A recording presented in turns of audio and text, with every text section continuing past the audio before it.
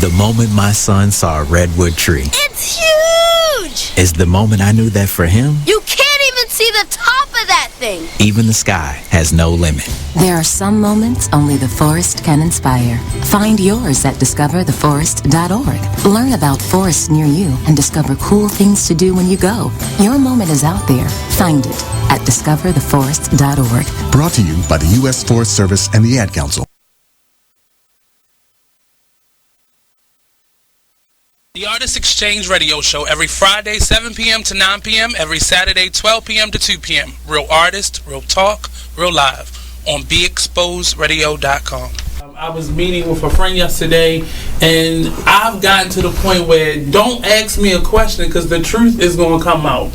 And exactly. Just don't do it. If you ain't looking for the truth, don't come to me. Don't do it because I can't hold my tongue. And she wants to be this stylist, boutique, but you're not doing anything in that nature, and I can't take you seriously if you're not doing those things. And I understood why people didn't take me seriously because I found myself in somebody else's lane. I was good at what I was doing and what I wanted to be, but I wasn't doing it for me. So how can I ask you to take me seriously if I'm living in somebody else's shoes? And nobody can do what you do, and I think that that's a big problem that people face now. Like, you see what somebody else is doing and you want to do that when that's not your lane. That's not your lane. That's not what you're supposed to be doing. But it's popular. It's getting that person money. It's getting that person applause. Oh, I want applause. I want money. Let me stand over here. And then a lot of times people aren't honest with themselves.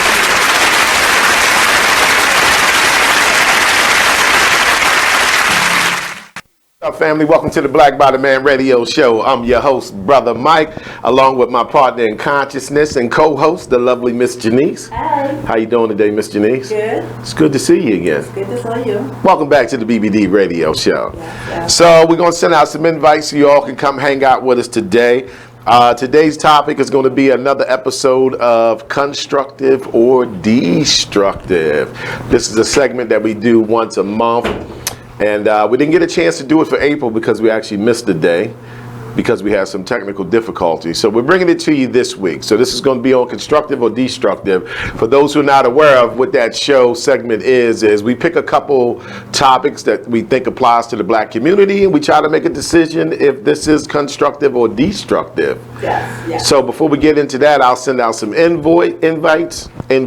Yeah, I'm going to send y'all some invoices. I'll send out some invites. And Miss Janice, how was your weekend? Eventful, all right. I had a few things going on this weekend. Of course, I had my daughter's prom. Nice. My brother's wedding. So, Congrats to both of them. Congrats to Saul and Danielle. Great wedding, by the way. I had a lot of fun. Nice. You party a little bit? I partied a lot. Oh, shucks. You gotta love when that happens. Yeah, I partied a lot. I needed it. I needed some fun. Needed some fun in your life? Yes, I had a lot of fun. I had a whole lot of fun there. So thanks for letting me, participate in you guys' big day. I really enjoyed myself. All right, congratulations to the happy couple. It's honeymoon time, right?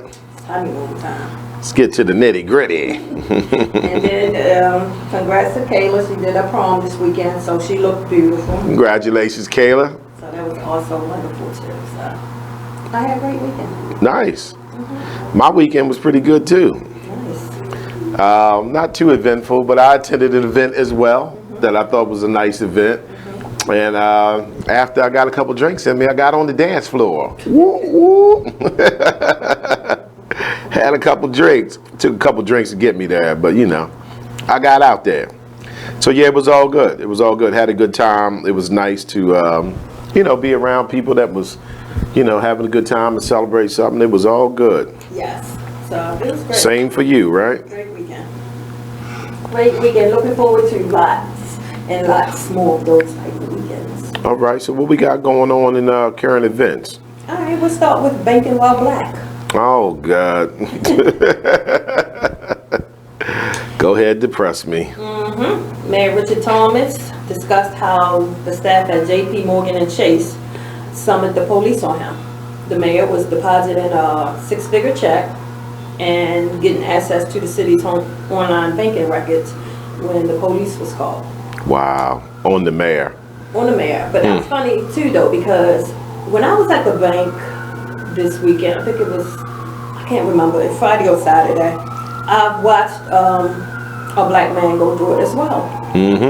And he said, I mean, I was standing behind him, so I heard him say several times he had, you know, got the check from his lawyer's office.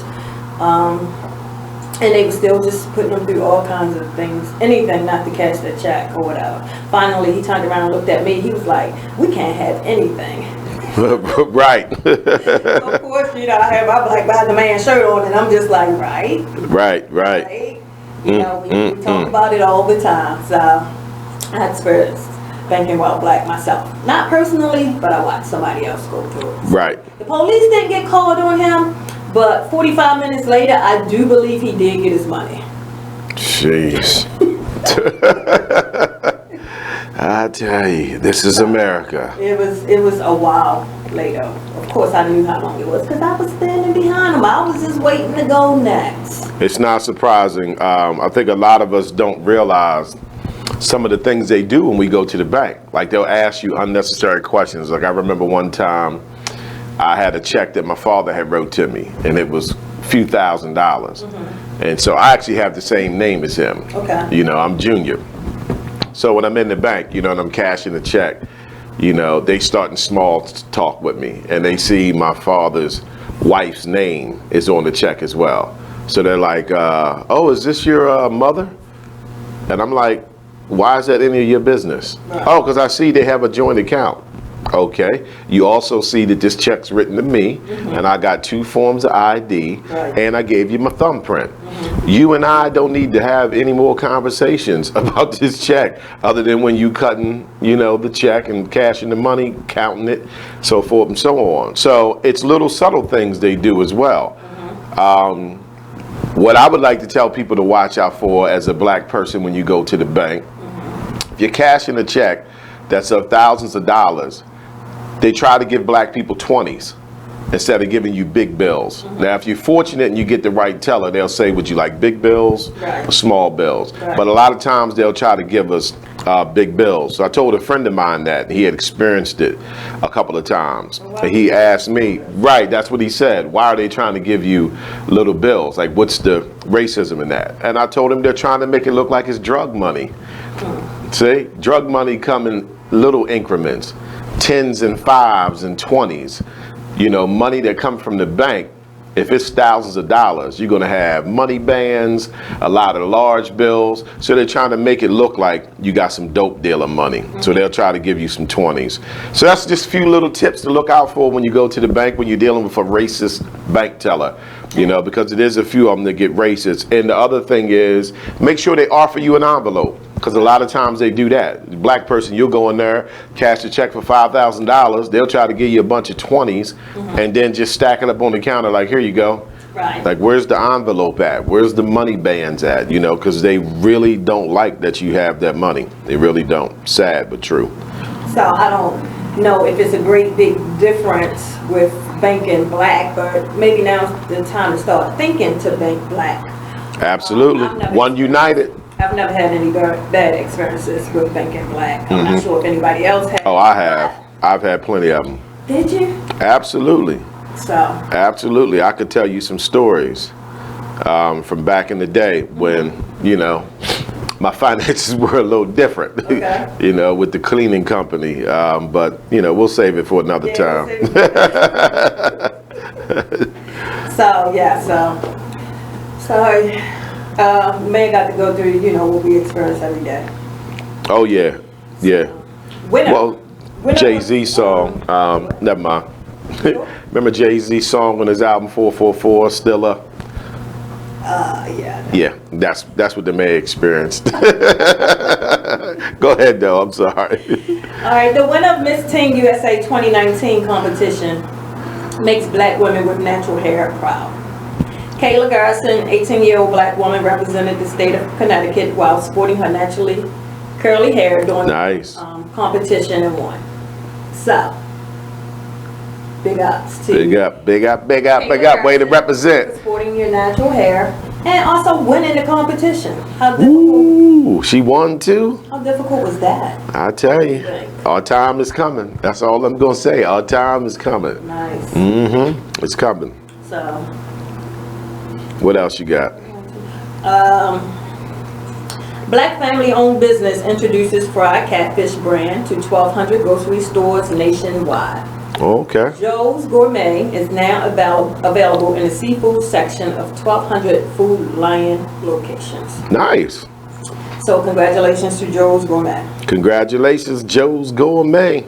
Okay, moving on. Prosecutors say officer was justified in killing a black man during traffic stop. Charles Stokes, the police officer who killed Bradley Blackshire, a black man from Arkansas, by firing 15 shots into the car he was driving, will not face charges because prosecutors say he feared for his life, so he was justified. It's so often, I think a part of the plan of constantly showing us this is to get us numb to it. Okay, but when we're becoming numb to this. But when they made it, shooting could be justified by just simply saying you feared for your life. Was there a certain group of people in mind when you came up with that law? It had to be. Like, absolutely. You feared for your life. You can just say you feared for your life now, and it's justified. I'll give a little background on the police, right? Because I think a lot of us are not aware of this. The police force was initially put together to capture slaves that broke free, slaves that were already free. So the first police badge that was ever issued had the word Slave Patrol written on it. And it was a star badge, just like you would see in like a Western movie. So the point that I'm making is that the police force from day one has always been designed to hurt black people, to capture black people, to kill black people. So back then, they were capturing slaves that ran away, and they were even capturing black men who were freed men and had their paperwork. But they didn't care, because if you was a free man in Virginia, that doesn't mean the slave masters in Maryland had to respect that. So if you up here in Maryland, they'd snatch you up, Slave Patrol, police, and then put you back in slavery. So that's no different than what they do present day.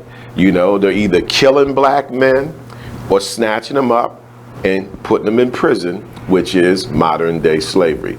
So this is why it's never going to be any change within the police department, because it's doing what it's supposed to do.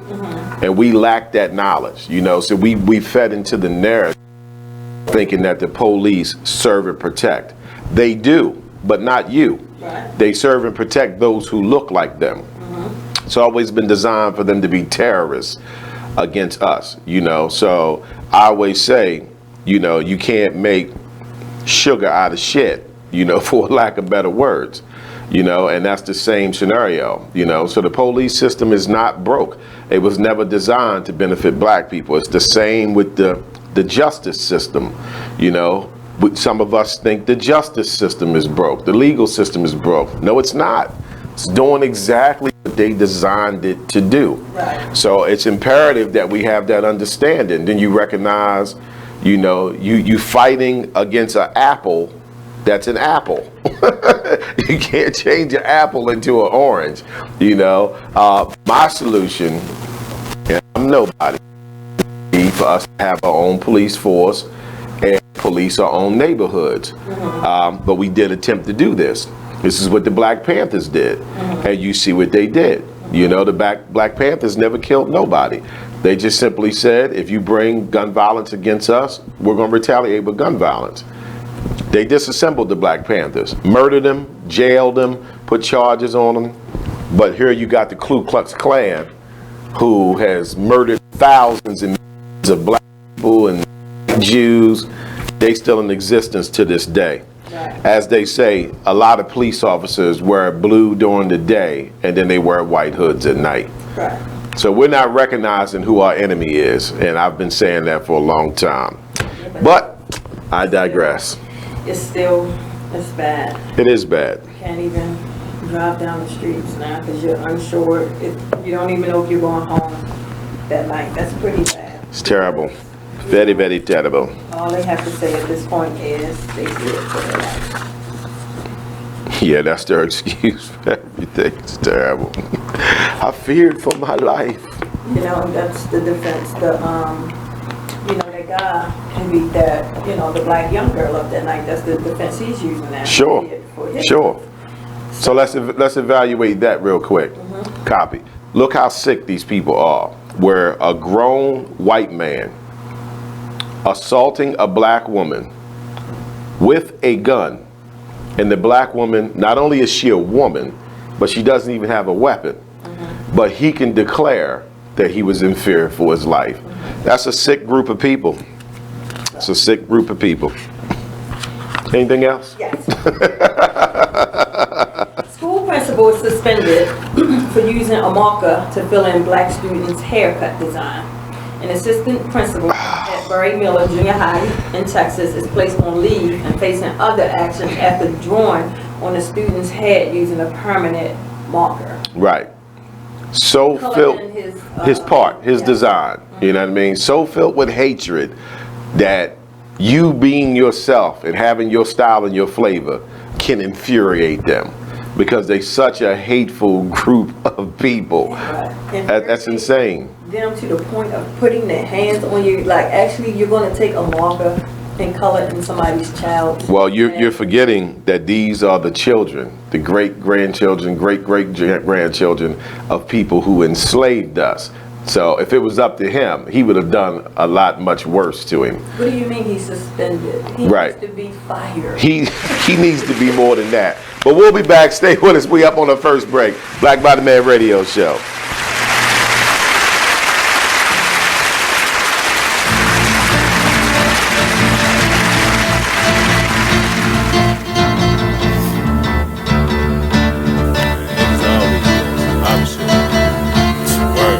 First they love you, then desert you. Leave with a plate full with no spoon. It ain't no space, I can't escape negativity. I got used to the taste. I've been bad, burned, then fucked over. But remain strong through the Passover. Kicking haters out of the way like masked over. Roll up, sip something, let it pass over. Who would I be? It ain't the man to me that let the next man take advantage of me. When that storm come, no pan I see. Get with it, not without it, then you'll see. I peep the haters, they know I'm greater. That's why they buzzing for the elevator. But I can't save it, it'll be too loud on the pedal stool. Don't carry fakers, always got your hand out demanding favors. When I just looked out, now you need more paper. I can't breathe, give me 3 feet. I never let y'all be the death of me. When my patients run there, yeah, nigga OT. Cause they wanna see me down like I'm NCT. 6 words, get the fuck away from me. Say I help you out if you can help yourself. I keep it G till I DIE. Now excuse me while I get back to PC. HOP ain't used to sleep while your third eye always on me. I'm stacking green just to feed the team. My boo, she know that I'm king when chasing my dream. These niggas it seems I rip them, trash them, then put on new jeans. Man, see the problem is, man, you know, I keep it 100, man. Yeah, man, like if I got it, then you got it. Yeah, man, but if I don't got it, then I'ma give it. You feel me? But I definitely got you through the ride, man. Let's get it, yo. I'm really getting tired of ungrateful ass niggas. They really about to turn me to a hateful ass nigga. Like I was never there when you never had figures. Pull triggers for you niggas when you caught up in the trenches. Man, I really don't get it. I don't know what's going on, but I really don't feel it. Niggas really know that I've been there from the beginning. But the more I see niggas side switching, make me wanna bring it closer to the end. And that's why I can't fuck around with these niggas. I'll fuck around with my hoes. Cause niggas acting like bitches and hoes acting like bros. Man, I swear I really don't get it. How people switch up they roles. First it was nothing but love, but nowadays I don't know. It seems like anything goes. Where can I go? Cause lately fucking with you, I just stand at a fork in the road. And it's hurting my soul. When I'm around you, I shouldn't feel like I just stay on my toes. So where do we go from here? Get dough from here? Or are we gonna end it on the road right here? Cause either way, whether it's left or the right on my property, niggas gon' blow round here. Fuck cities up while we do shows round here. Keep our music up while we blow Joe round here. Don't be looking salty if you're not going nowhere. Should've kept it with the move instead of moving over there. Cause I'm getting to the point where I just don't care. Know you're thinking to yourself that it's just not fair. But you made your choice and I won't be taught. Just know ain't no fucking coming back round here. And we shining and grinding. You mad that you ain't at the top and you see we climbing. Our music is timeless. I thought you would witness the vision, but it's obvious that you blinded. I thought we was brothers. I thought we was fam, but it's plain to see that you don't give a damn. Everything cool when we out selling grams, but now it's a problem. A mic in my hand, man. Dang. Feel you, my nigga. See, shit, niggas be saying just one way of life when there's billions of possibilities that happen on a day-to-day basis. Don't judge us cause you ain't where you supposed to be at in life. Instead of envy or try and bring niggas to your level, strive for better from yourself, not the people around you, man. Pay attention, wake up.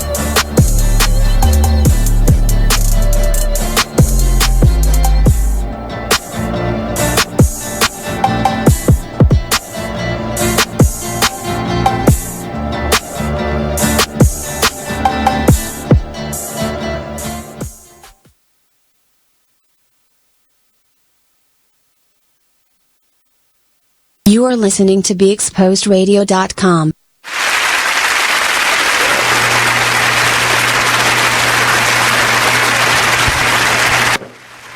All right, welcome back everybody to the Black by the Man radio show. Today's show is another exciting episode of Constructive or Destructive. So for those who are not aware of, this is a segment we try to do at least once a month where we pick certain topics that we think apply to the black community and we decide if this is constructive or destructive. So we just went over current events, which was depressing as usual, but it's current events. So what can we do, right? All right, so let's move on to the show. So today we are talking constructive or destructive. I love these shows.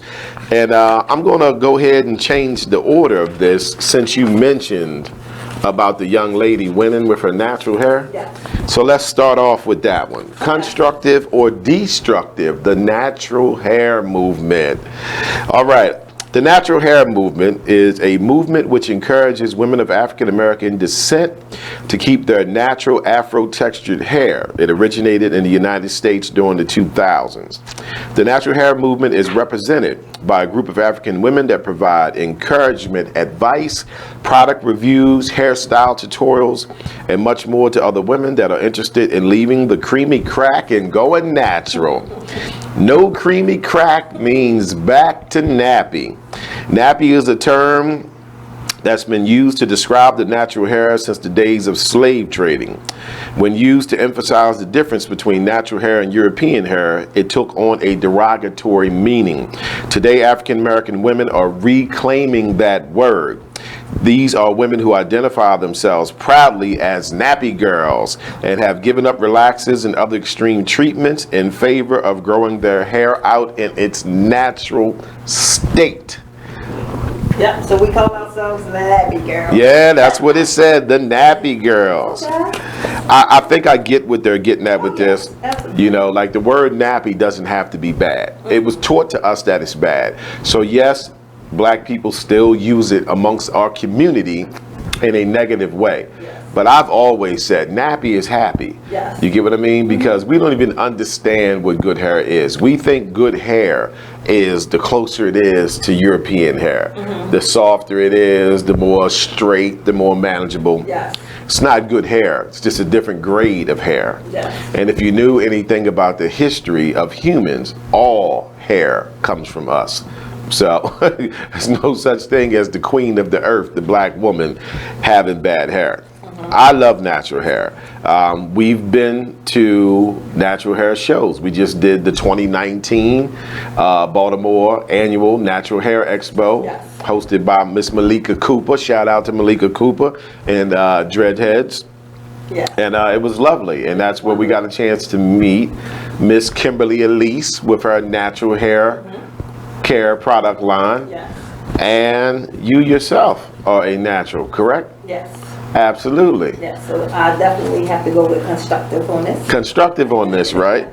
So let me ask you, since you are a living, breathing piece of evidence of going natural. So when you first did it, was it a little scary? Yes, kind of, sort of. Okay. Why? Yes, because I work in an environment where there's no natural hair. Okay. Nobody wears natural hair. I work in an environment where, you know, European hair is like enforced and it's chosen to be the better. Right, which is a lot of sisters are on that timing, you know, as far as the weaves and the wigs. And then it was a little scary too, because of course I work in, you know, the management field, which, you know, you kind of have to get permission for things like that before you go and do it. So got to play ball, myself, right? You know, I didn't. it's just something, I just kind of eased into. Okay. So for our audience members today, if you know someone who has went natural, have always been natural, feel free to comment and let us know what you think about the natural hair movement. So as far as other sisters seeing you go natural, what was the overall response from them? Let me tell you the overall response from anybody. Okay. Everybody. Like, it was great. It was great. From the moment I did it was great. I've had everybody walking up to me like, that's how you keep your hair from now on. Right. Like, everybody was complimenting. Like, I love your hair, I love your hair, I love your hair. And that's from everybody. Okay. Like, even the ones you didn't think you was going to get a great response from, you did. That was going to be my next question. Is that what you expected from them? Did you expect a positive response, or did you kind of prepare yourself for a negative response? I prepared myself for a negative response. I was ready for the negative response. I mean, I got the negative response from, my family and friends first, so I was pretty much ready for the world. Once you get it from your family and friends, you're kind of pretty much ready for everybody. Yeah, I always said the hate comes from family and friends. Everybody else was like, oh, I couldn't do it. I can't go out there with my hair nappy. I can't do it. So it was easy from that. So that's still part of the psychological warfare that the slave masters waged against us by making us hate our natural state. So we still have a lot of sisters that feel looking natural with her natural. I prefer the word kinky, but we'll go with nappy or kinky or curly. Let's go with kinky. Is a negative. It was in the beginning, but I've kind of won those same people over who had a problem with it in the beginning. I think they didn't think that I would stay with it. Mm-hmm. That I think a lot of them are doing it now. There's a lot of them going natural now. Right. So that was the good thing to say. That was one of the questions I had asked Kimberly Elise. And plus, I don't think people understand, like, especially for me, my personal experience when I did decide to wear my natural hair. Oh my gosh, there was so much power behind that natural hair. I felt like, I don't know, my confidence probably went up 1,000 times more than where it was. Nice. I didn't expect that. Yeah, that's what I was going to ask you. Do you feel like it is a political statement as well? Because a lot of people feel like the natural hair is a political statement. And let me tell you why some of them feel that way. Mm-hmm. Because the last time that black women were seen loving their natural hair, mm-hmm. wearing their afros, so forth and so on, it was during the period of heavy movements like the Civil Rights Movement or the Black Panther Party. So the last time a lot of us saw a black woman with her afro out, she had her fists up mm-hmm. as well, right? Mm-hmm. So that psychology is in people's minds. Right. And for you, it should be empowering. But I think for the powers to be, the white people at your job, so forth and so on, it scares them. It scares them. I just love the way it makes me feel. Let me tell you, I'm a person who likes, I like braids. I like wearing my hair braided on. Mm-hmm. That's another one of our styles. I skip braids for so long now because of the fact that I actually love wearing my hair out so much mm-hmm. that, I've been skipping braids, skipping it. Right. Because I just love the way my hair makes me feel. So you got your afro out today. I have my afro out today. You feeling good about that? It's a nice day outside, black woman looking natural. Every now and then I'll do it, but trust me, it takes a special woman to walk out there and do it. Because there's so many things going against it. Yes, and I've also had women ask me, how did my man feel about it? How did he take it?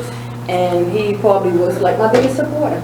Oh, nice. See that? See, brothers be supporting sisters. It ain't always negative. That's what's up. Well, shout out to her man for being positive about it. He's been my biggest supporter through all of it, so thank you. Nice. I'm sure he'll appreciate that. That's what's up. Because I'm actually a member of a Facebook page called Black Men Who Support Black Women Going Natural. Okay. You know what I mean? And the whole reason, I'm a member of it is just to show black women that there are black men who support you wearing your hair natural. When I have conversations with younger folks, I never thought that the time period that I grew up in would have so many special attributes to it. And what I mean is, you know, they're growing up in a time period where they're hardly ever seeing black women in their natural state. So that changes their perspective of beauty.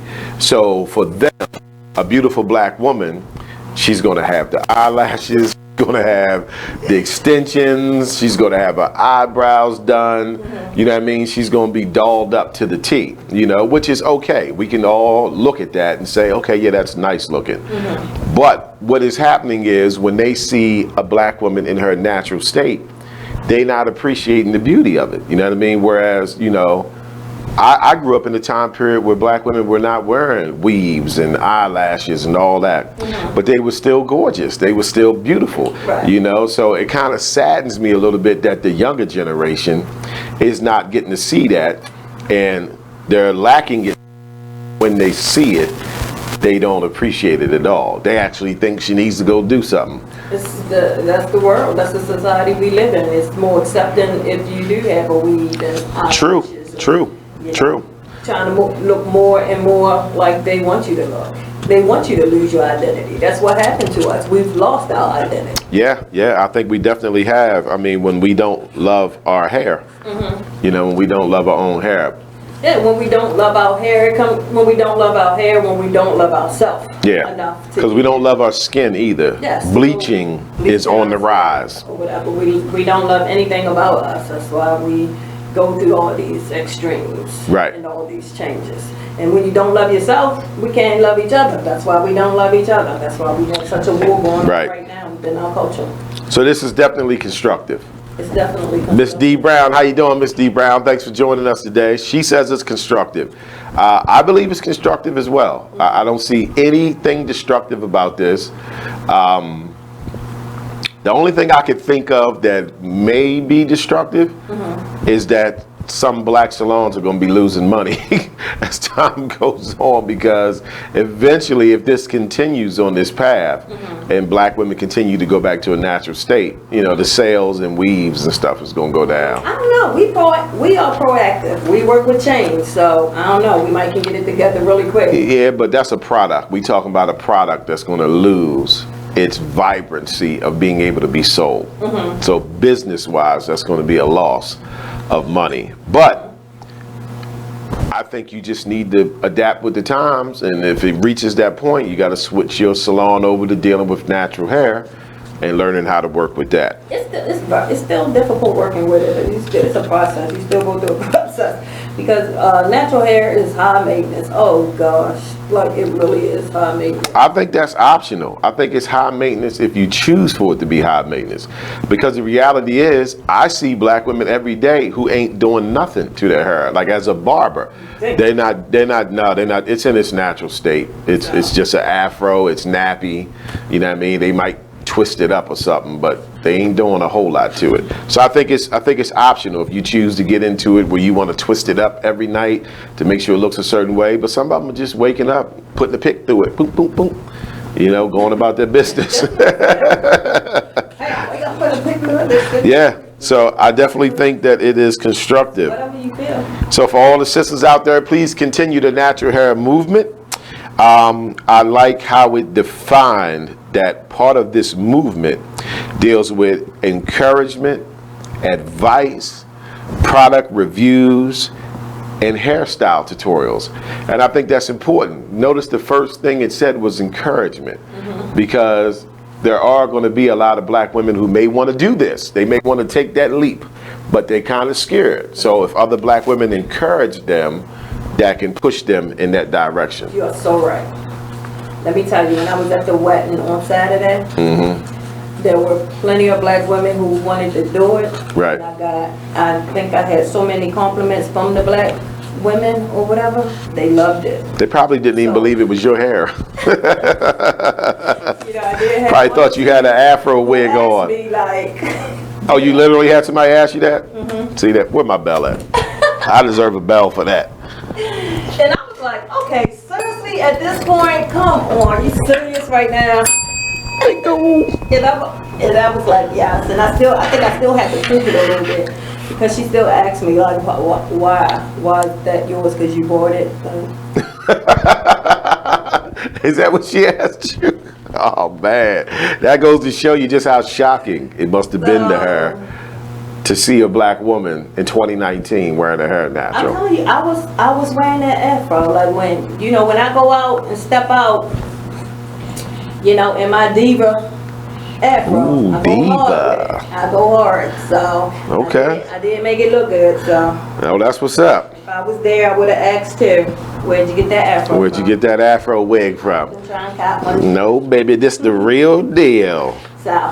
Real deal. It's great, but it's great going natural. It's wonderful. Well, that's good. That's good. So for the black women that may be joining us or catching this show at a later date, you have a living example right here. Our co-host, the lovely Miss Janice, has went natural and been natural for a long time, and she loves it. Yeah. And it looks nice. I like it. It looks nice. Like I said, I grew up with seeing women in their natural state. They still, did straight combs and some did relaxers, but the relaxer thing really took off further as you got into like the 80s. Like it was real heavy. But that's a good thing still with the natural hair. You can blow dry it and be just as straight as True. Because they did mention creamy crack in here. Even if you did get relaxer, so we can be, if you want to be kinky one day, you can, but you can be straight the next day too. So for those who don't know, the creamy crack is referring to chemical relaxers. Now, I know that may sound redundant. Everybody should know that. But it may be some people that didn't know what they was referring to. So the creamy crack is referring to the relaxers. Mm-hmm. So they are walking away from the creamy crack, which is good because I'll tell you some other things like that sisters don't know. As a barber, I got a certain education when it comes to hair. Mm-hmm. But that stuff not only damages your hair, but it damages your scalp. Mm-hmm. And then even deeper, because you're putting this chemical relaxer on your scalp, every month or however often you do it. Yes. There are chemicals that are within that chemical that absorb into the skin through your scalp. Now remember, this is on your head. So the absorption is going straight into your bloodstream, reaching your brain. You get what I mean? Yes. This stuff causes cancer, it causes ulcers, it causes all kinds of stuff. Anything that you put on your body that can leave you a chemical burn is something dangerous to be putting on your body. But it damages your hair too. Sure. And it puts your hair in its weaker state. Oh, it's damaged. It's damaged. You notice people, even the ones who do have relaxers and say they do go get braids, you notice how like it thins out their edges and things like that. Sure. That's all from the relaxer. Your hair, so at its weak stage, you pulling it, you're gonna break it anyway. So it's a lot of edges missing because of those relaxers. Not only that, let me tell you, those relaxers and all those weaves and everything else. I don't have anything against it. Trust me, I don't. It damages your pocket. Oh, yeah. I can't tell you how much money I've saved over the last year. Yeah, there is that thing. I can't tell you how rich I am because of it. Not having to spend money on all that. Got you. Yeah, so that matters too. And I think it's great for our little girls to see that, because, when you look at little black girls, like so many of them start off with such a beautiful full head of hair. Right. You know what I mean? It's beautiful. You know what I mean? So like, why is natural so accepting to us when they 7, 6, 9, whatever? But then by the time she's 16, she wants to have weave and, purple and green and all this stuff. So somewhere along the line, we're dropping the ball with making our children realize you are beautiful the way you are. Right. So I think it's encouraging the little black girls when they see celebrities as well as older black women, old enough to be their parents, even through just being bigger sisters, wearing their hair natural and saying, I'm beautiful the way I am. I think India.Arie was a big part of the movement as far as the music side. Yeah. When she came forward with her straight nappy hair, this is me. I'm beautiful the way I am. And, I was amazed. I was so impressed with her doing that years and years back. So she's kind of been holding it down for the music industry. Very, very nice. So, end of the day, natural hair movement, constructive or destructive, we say constructive. Sisters, keep up the good work. Keep on encouraging other sisters to tap into their natural beauty. And the brothers, we definitely appreciate it. It's nice. All right, so let's move on. Yeah, I wanted to get that one in since you had just mentioned the current event.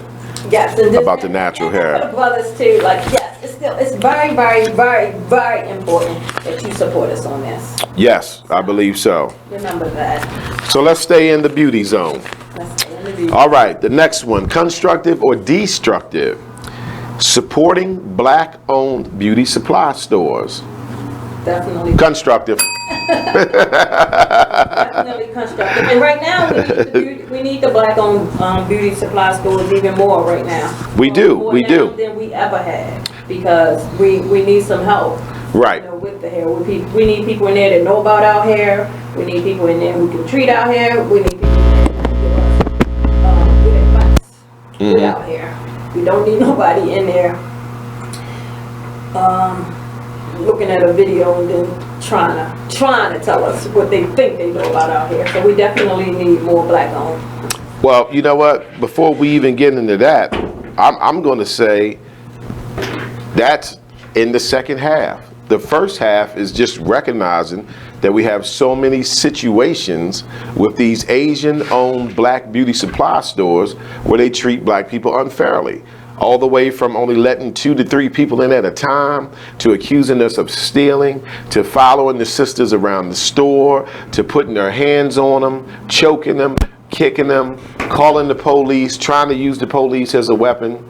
Like, it's very clear that as far as the side of the Asian community that deals with the beauty supply, black beauty supply, it's very clear that they do not respect nor appreciate that we are the source of their business's income. Yes, that's you know, right. so that's a big reason right there within itself. I just had experience with that too. Not personally, but my 22-year-old was out of town in Philly last week, and they were in the beauty store because one of them decided for a last minute hair change or something, so they had to go to a beauty store. So my daughter said, as they was walking around, like, she asked, you know, her friends, did they notice that, you know, we're the only ones being followed? Right, how about that? So that was pretty bad that she had to come back to share that with me, but she asked them, did it? And they was like, yeah, now that you said it. So, of course, they were speaking, you know, a language that they didn't understand, but one of the girls was engaged, you know, to an agent. So she just happened to call, you know, her fiance up and just, you know, put the phone on speaker and just have him tell them what they were saying. He translated. Yeah. So he was saying they said, you know, if they didn't buy something soon, they was going to be asked to leave. See, that's what I mean. I wish we would just all just stop allowing people to treat us this way, because these people that own these beauty supply stores, they get all their money from black people. So they're sending their kids off to private schools and things of that nature, and it's coming from our money, and then they have the nerve to not treat us right when we come in there. But you know, that's a problem. But the biggest problem is that we don't have enough sisters that will put their foot down and stop this. Remember, we had a show where we discussed the video that went viral on Facebook at the Asian store where they had mistreated the young black girl, beat her up, kicked her, and then we had these strong black brothers come out and protest this store. And the Asian guy showed us who are so-called queens really were by saying, you know what, I'll just put the weave on sale at 50% off and watch these black women go against these black men. And that's exactly what they did. They stood out there in line, and a couple of them even came out the line and got in arguments with the brothers who was out there with the sign saying, don't give these people your money no more. See, that's a problem. You get what I'm saying? We don't have enough sisters that's going to stand tall on that. You know, like that Asian man backdoored us with the 50% off, and we forgot about everything that happened to the black girl just 2 days before that. And it's ridiculous. Yeah, it's sad. It's disappointing, and it's definitely sad, especially since we're in the information age. Right. And we're still not informing ourselves enough where we don't make these mistakes. See, I feel that where we patronize these stores anyway. I feel that psychologically, see, this was of too much importance to these black women. These black women felt like, oh no, I have to have my weave. I'm not going to be as beautiful as I need to be. So this was like really taking something from them. You get what I mean? So that's the problem right there. We got to get back in the state of mind where you understand that your beauty is not in that weave. You know, like I've had conversations with sisters before, and you know, they still find a way to blame black men for it. You know, like, well, we do it because this what y'all want to see. You know what I mean? Y'all out here chasing the white girls and they got that long hair. So, you know, and it's like, no, I'm not saying there ain't black men that are like that, but that's not why you're doing that. There is no black man on the planet that looked at a black woman and said, I like her personality, I like her spirit, I like her soul. But I can't get with that nappy hair. She need to get some weave or we ain't gonna be together. You know, it doesn't exist. Right. You know, so you can't blame black men for these sisters wanting to do this all the time. Right. But that's exactly what they do, excuse me. And that's been my experience with conversations I've had with sisters. They somehow flip it on to us. I think it's like, really? I think in the beginning, you know, when we was, you know, running out here to do the weaves and everything,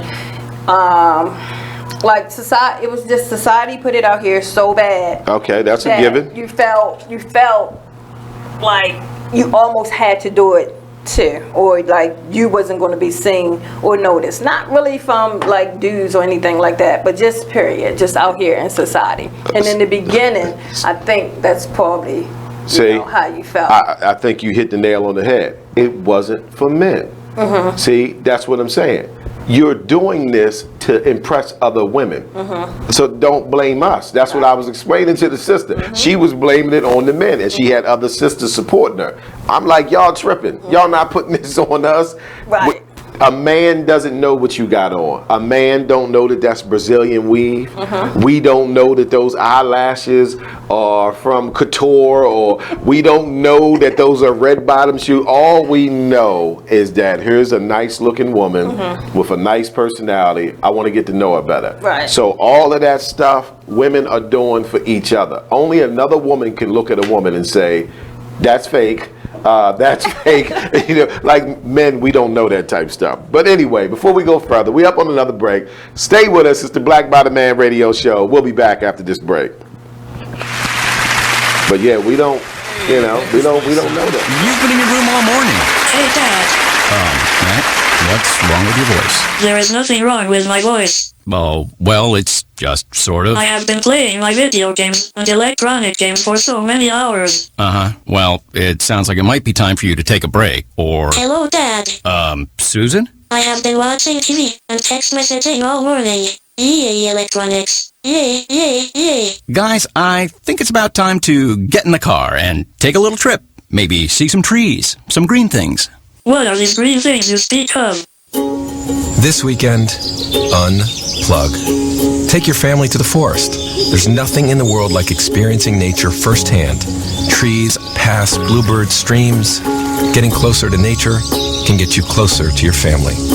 To find the forest nearest you, go to discovertheforest.org. Brought to you by the U.S. Forest Service and the Ad Council.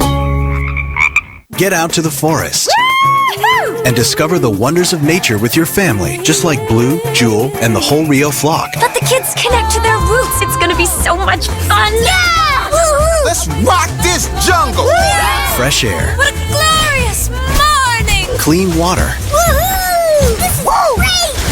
And endless surprises. Yo, this is untapped territory. How amazing. Visit discovertheforest.org. Brought to you by the U.S. Forest Service and the Ad Council.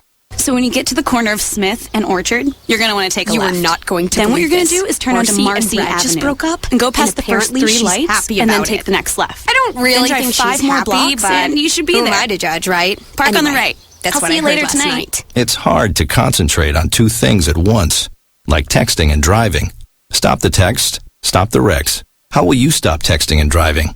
Tell us at stoptextstopwrecks.org. Brought to you by the National Highway Traffic Safety Administration and the Ad Council. This message is for all of you sitting in the passenger seat. And apologies if it gets a little uncomfortable. But how does it feel to be at the mercy of someone who thinks a random text is more important than your life? Someone who takes their eyes off the road while speeding along in a 3-ton hunk of steel. Freaky, right? Well, why not just ask them to stop? Or better yet, volunteer to text for them. It might be a little awkward, but believe me, you'll live. Learn more at stoptextstoprex.org. Brought to you by the Ad Council and the National Highway Traffic Safety Administration. Green light. Hey girl, school zone. I'm getting hungry. Car changing lanes. You want to meet me for pizza? Stop sign. Intersection clear. Yeah, street. Pizza sounds good. Ballin Street? Girlin Street! It's hard to concentrate on two things at once, like texting and driving. Stop the text, stop the wrecks. How will you stop texting and driving? Tell us at stoptextstoprex.org. Brought to you by the National Highway Traffic Safety Administration and the Ad Council. Join the Just a Bit Outside crew every Monday, 8 to 10 p.m. on BeExposedRadio.com. You want to start off? You are listening to BeExposedRadio.com. I think I'll get it out of the way. Welcome back, everybody, to the Black by the Man radio show. Today's show is another episode of Constructive or Destructive. So we were on our second one, which is support black-owned beauty supply stores. So we decided that was constructive. And to add to that, I'm going to give you 4 reasons why you should support. So number 1, better customer experience, which is what you spoke on, right? Nothing is better than going into a store and speaking to someone who understands your needs. Specifically with hair care, it's a great feeling to be able to talk to someone who knows your hair struggles and can recommend a product based off personal experience. No one wants to feel like someone is just trying to make a sale without any regard to your concerns or wants. Your chances for a more personal shopping experience increases by shopping at a black-owned beauty supply store. Yes. So that touches on what you said. Yes. You know, you want to be speaking with someone who can relate to your struggle. Yes. Or whatever you are claiming to be your struggle, right? And it also goes to point to the fact that here we have the Asians who run the black beauty supply industry, and the proof that they only want your money is that they've never even taken time to actually learn about your hair. Yes. You know what I mean? Like, and they won't hire some sisters to be in there who are in that industry. So for them, it's really just a product, no different than them selling a bar of soap, right? They could care less. If you said, I think this product is going to work best for me, and you know it's really going to burn your hair out, she's going to say, oh yeah, look real good on you. You get 2 of them. Yes. You get what I'm saying? Yeah, it's so bad. And it's so bad. And the experience now going in, patronizing these other beauty supply stores is so bad now, just because they don't know anything about your hair. And they don't care to know. The bad thing too is the bad thing is that even in there now, of course, since they know, you know, natural is taking over more and more, they're selling like natural look hair weaves, which is even worse. Right. I mean, they still trying not to lose that black dollar. It's just so bad. It's just so bad. Like, nah, you got to go in the store who knows and understands my hair. All right, second reason why you should support. Launchpad for other black-owned beauty brands and small businesses. Black-owned beauty supply stores also support tons of other small businesses. Several natural hair care brands launched in small black-owned beauty supply stores before reaching the shelves of Sally's, Walmart, and Target. Most of the time, black-owned beauty stores are the first stores to offer in-store distribution for up-and-coming brands. As a result, your support of these stores could be the difference in another small business getting off their feet. Yes. Absolutely. Yes. So that is absolutely something I don't think we think about. You know, again, because it's us. Right. We have a relationship. We have a rapport. We can understand our situations. So here's a small business owner that understands your struggle as a business owner and is willing to say to you, hey, I'll let you sell your products in here, we'll work it out without having to go through what you would have had to go through if you wanted Walmart to sell your stuff. So that's awesome. And to plug on that real quick, Black by the Man, we are actually currently looking for small black-owned stores where we can start putting the Black by Demand apparel in there. So anybody in the audience, if you know of any small black-owned beauty supply stores or black-owned businesses that may be interested in selling some BBD apparel and being a brand ambassador, please make sure you email me at blackbydemand, the number 4, the letter U, at gmail.com. That's blackbydemand4u at gmail.com. So yeah, so we're actually trying to be one of those where we get our products in here and talk with our people, you know, and sell it within their stores. So that's an awesome reason. The third reason would be more competitive prices. The number one complaint from women about black-owned beauty supply stores is the costs are too high. However, lower costs are available when we buy more products in bulk. Yes. Unfortunately, there is a possibility your local black-owned beauty supply store will not be able to compete on a price for several reasons. Number one, the in-store demand isn't there for them to purchase hundreds of products at a time. Number two, they might not be able to obtain certain distribution accounts due to limited access, weaves especially. However, more supporting and shopping at these stores will in return help the store owner know what to purchase. If you want something, speak up, let your local store owner know about it, and it's a good chance they'll try to get it for you. I just wish they would stop, especially for black women, I just wish they would stop putting in the statement with the prices being too high. Now, if you know black women, and if we think something is of good quality and we would like to have it, then we buy it. Yeah, but that's not really a question that. But I think that's when it's not owned by black people. Black people don't care about price when it's not a black product. Right. And when it's a black product, we care about price. Everything's too high, the material's not good, because we've been so programmed not to support each other. So I think that's what they're getting at, because black women do say that about black beauty supplies. And I do understand that, but it's just not true. It's just. Well, we agree to disagree, because I think that is 100% true. I've had black women say it to me. I think that's something to use, you use it as a bailout, not to support the black business. Well, yeah, I do think it's a bail. I do think it's a bail. That's what we do to a lot of black-owned businesses. Absolutely. That's the first thing we use. We say it's too high, and I just think we're using it as an excuse, more or less, as we're being honest and true as to say, like, I don't want to buy it because it's too high. That's not true. Like, we purchase handbags that are $2,000. Like, come on, there's no way we're sitting up here saying we're not going to purchase it because it's too expensive. We're using it because we just don't want to support the business. That's exactly what it is. See, I thought you meant you didn't think it was true that they were saying that. Oh, no. That's why I said I agree to disagree, because they are saying that. But I agree with you. It's an excuse. Yes. They're using it as an excuse not to support a black business. Yes. But it's important to take note of what they explained in this, which is you got to understand that black-owned businesses, they don't have access to buy in bulk. See, the Asians can sell stuff cheaper because of the way they buy it. So I'll give you a briefing of what the Asians do, right?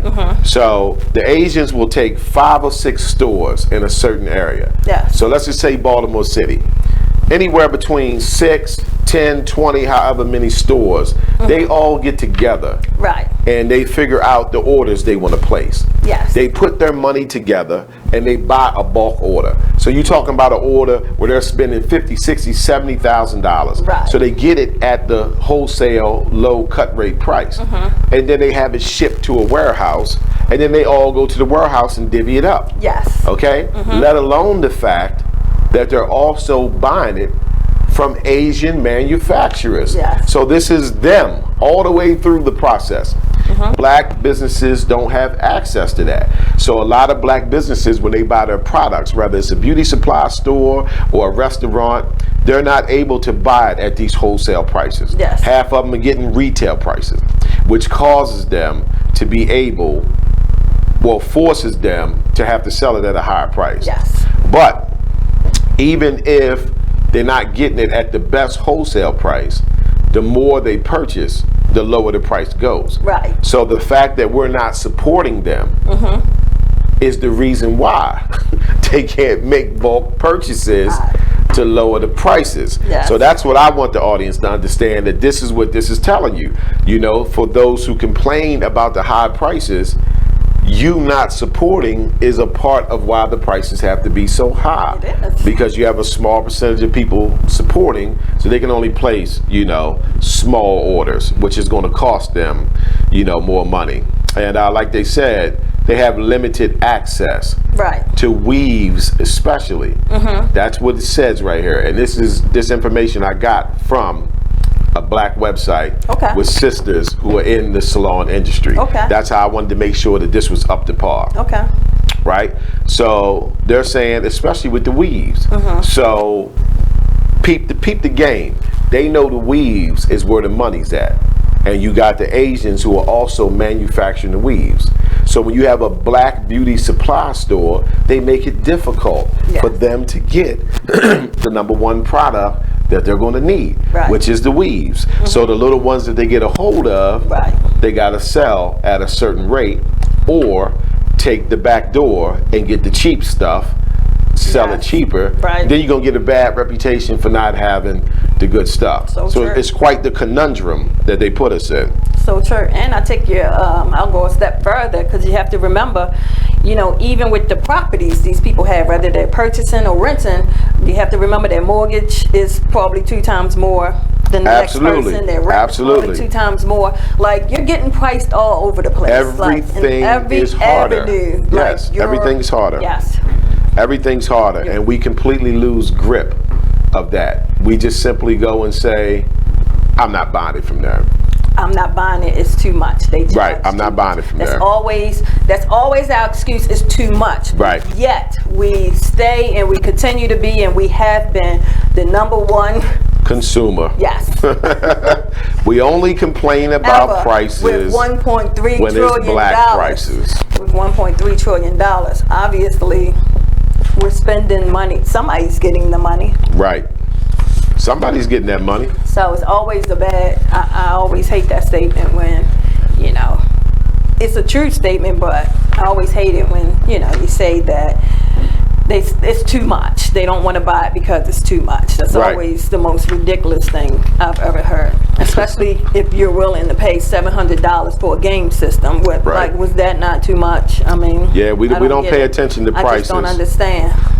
The psychological warfare has been that damaging, you know. So when we purchase something that's pricey from black people, black-owned businesses, we think it's too high.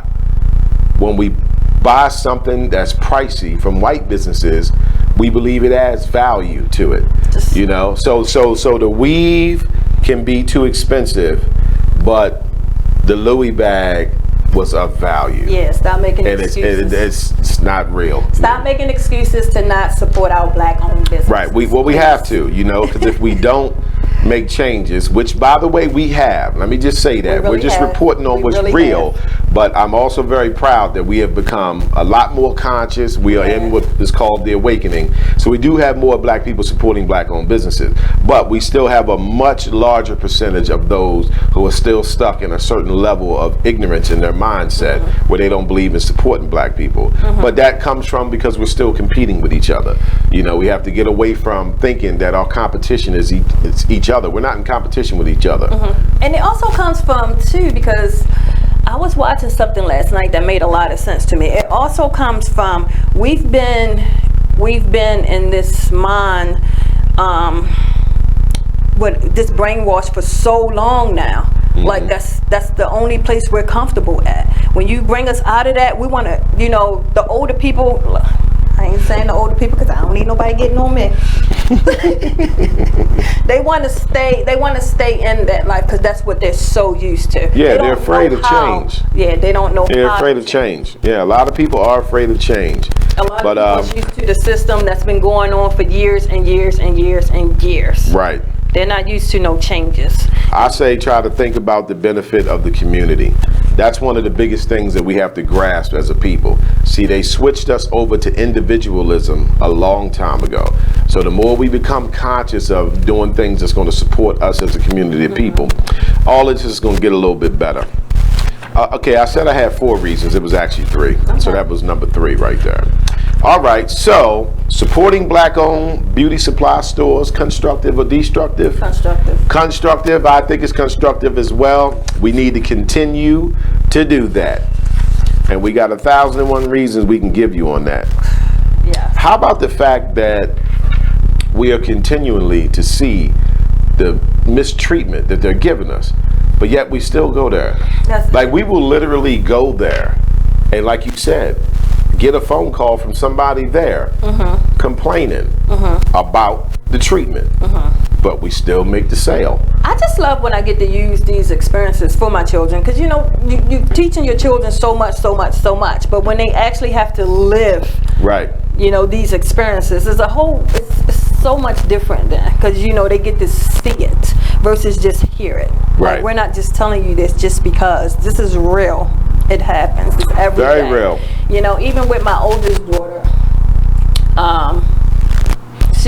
she was looking for a certain doctor, and she was trying to make an appointment at this certain doctor's office, and they kept telling her, you know, they'd call her back to set her up, and meanwhile, you know, she's waiting until finally I had to tell her, like, you find another doctor. Obviously, these people don't want to deal with you. They don't want to take care of you. Like, obviously, they don't want to be the doctor's office for you for this. Like, I was just letting her know, this is, you're experiencing racism. Absolutely. Find somebody who wants to take care of you. Absolutely. Stop trying to force people who don't like you and may even hate you, to take care of you. You don't have to call a doctor's office and beg for an appointment. Right. Like, they shouldn't even have to call you back to make one. Why can't they just set it up? Like, I don't understand. Like, yeah, it's that poor treatment. And we're so used to getting it. That's why we don't buck against it. Yes. For us, it has become normal. Right. You know what I'm me? I got to wait in line longer. Right. You know what I mean? To her, that response was something normal, like, okay, we'll call you back. Okay, days and days later, if the following week you're still calling them and they telling you you're going to call back, like, that's not normal. No, it's not normal. It's not normal. I remember one time I went with my mother to the bank to cash a check. She had a check that was over $10,000. I'm like, Mom, I'm going with you. They're going to give you problems. You know what I mean? Which they did. But just to show you what I'm talking about, at one point, the teller says, okay, well, we can cash it, but let me go ahead and take care of these other 2 customers, white customers, right? And get them out the way, and then we'll get to yours, because yours is going to take a little bit longer. And my mother was like, okay. I said, absolutely not. Right. Why would I have to wait for you to deal with other customers when I'm your customer right now? Right. So I forced her hand. I said, you need to get this taken care of right now. Well, we both have to use different keys to unlock the vault to get the money out. You know what I told her? I don't have nothing to do with that. That has nothing to do with me. You have a job to do. You know what I mean? That was racism. They were showing us you're not important. I know you're in here cashing a check for over $10,000, but let me do this deposit for $72 for this person. Right. You understand what I mean? And you know, my mother, she let me rock. You know what I mean? She didn't say, no, don't say that. You know, and I told the lady, I said, no, you need to take care of us right now. We didn't come here so we could wait behind the other people who came in the door behind us. That makes no sense whatsoever. And then they tried to only cash half of the check. Tell you how ridiculous people are. They gave her half the money in cash. I can't. And wanted to give her the rest of the money in a cashier's check. I can't take it. And I said to the teller, why would we come to you with a check to get a check? This makes no sense whatsoever. So, like I said, they try to give her problems. I'm glad I went there with my mother. My mother's older, like you said, different generation. They're used to being put behind, put second, so forth and so on, and I just wasn't having it. Right. You know what I mean? I wasn't having it. I wasn't having it whatsoever. So when something, they've been taught to just go along. So when something like go that along happens, to get along. Just go along. Right, go along to get along. See, it's always been within the teachings of American society that if you want to be an accepted black person, you got to take some footprints on your back. You know what I mean? You know, when they do you wrong, that's, you know, don't worry about it. Don't speak up. Now, they'll speak up about anything they get done wrong about. White people get to sit in any establishment and cuss the manager out. You know what I'm saying? They cuss the manager out. They cuss out the store attendants. You know, as a black person, you could just simply say, well, I'm not satisfied with the way this is handled. Can I speak with a manager? You know what? We're going to call security. Police. You know what? I'm calling the police. I had about enough of you. I'm calling the police. This person is a problem. Ridiculous. So that's, to me, even more, you know what I mean, encouragement to focus on black businesses, you know, and no, we're not in a stage quite yet where we could say we spend all our money with black businesses. Killer Mike proved that on Netflix when he tried to do the 3 days. But what I saw and what he done was him showing us we got to do better. Because even if we woke up tomorrow morning and said, okay, today I'm only supporting black businesses, it's going to be a struggle, you know, because we simply don't have enough out there, right? Because most of us are employees instead of being entrepreneurs, which is perfect for the next segment we about to do, constructive or destructive, skipping out on college. Uh-oh, dun, dun, dun. Skipping out on college.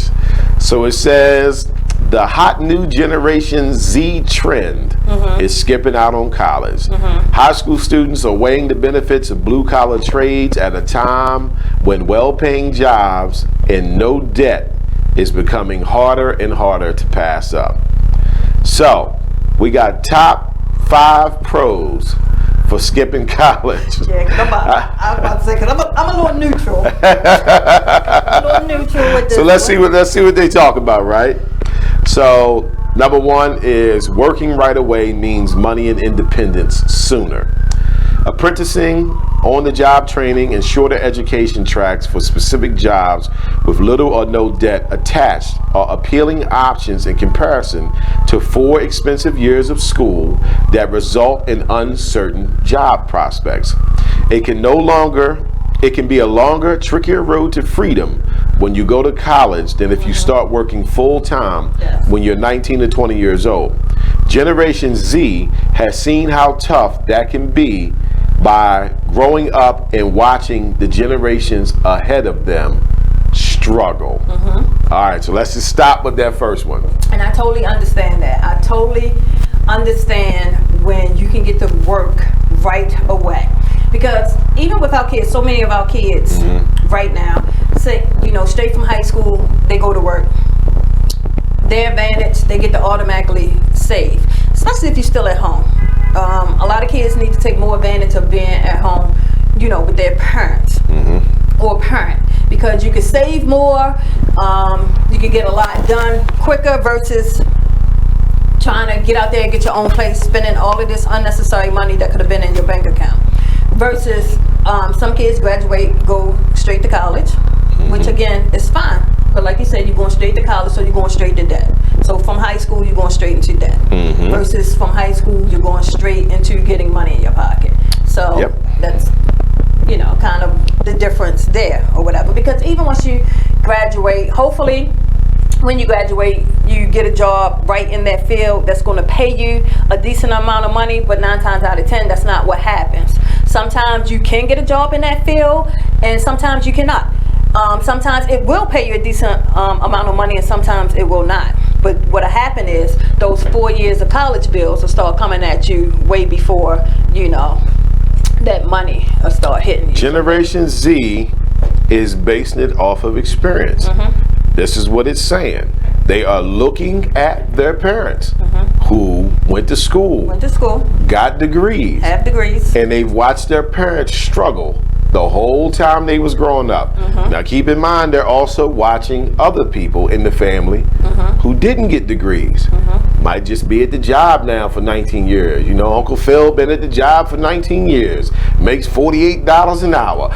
You know what I'm saying? You know, so like, you know, this is why they're looking at it from a different aspect. You know what I mean? They don't want to be in debt. They don't want to not be making money. They don't want to be 20, 21, 22 and broke. And again, I'm not saying either way. You know what I mean? Like, we are simply going over the pros of why they see this as being an option, because this is not saying don't go to college. Right. This is just simply expressing there are some generations now who are looking and saying, I don't know if that's an option. You know what I mean? I don't know if, I'm not going to take that option. I might take that option. When I was a kid, people went to college because it was a lower rate of people going to college. If you got a degree, say a bachelor's degree, say in the 80s, early 80s, mid 80s or whatever, you were guaranteed to get a job. Most people didn't even have the job for what they went to school for, right? But they still got a job that was of good pay because you had that degree. Because having that degree meant you had a level of discipline about you, and they knew you would be a hard worker because it's not easy getting a degree.